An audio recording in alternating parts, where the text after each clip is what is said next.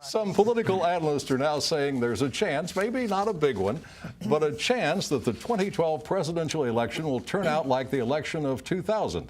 Ezra Klein of the Washington Post writes about the possibility of Mitt Romney winning the popular vote but losing the election. There have been 5 presidential elections out of 56 where this has happened. Well, just for the sake of discussion, let's consider this hypothetical. Romney wins the popular vote. President Obama wins in the Electoral College and therefore becomes president. Now, Democrats reacted angrily when Al Gore won the popular vote but lost the electoral vote to Republican George Bush in 2000.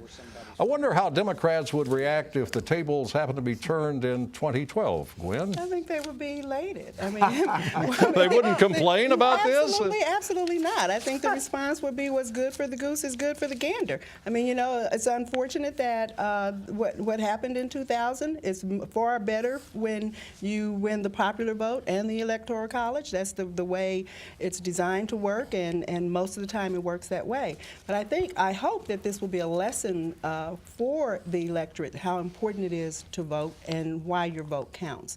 But I don't think we're going to have that situation this time. I think the pollsters, you know, some are saying that there's a possibility, but I think all of these different polls floating around now, it's really kind of hard to tell. We know it's going to be tight. We know it's going to be a tight race. But I think that Obama will win the popular vote and he will win the electoral Woody, college. do you think that we're going to see anything occur where one candidate gets the popular vote and the other wins the majority of votes in the Electoral College? I don't think so. As you said, it's only happened 5 times. So predicting that is predicting something that's a very long shot. I don't think that's going to happen. I have the opposite view from Gwen's, but I don't think it's going to happen.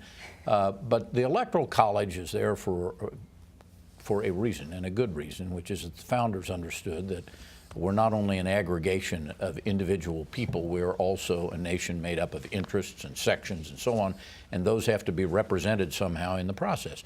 And when it happens to you, and it could happen, let's say it did happen, you're not going to hear a lot of belly aching out of Republicans. They support the Electoral College and the concept behind it.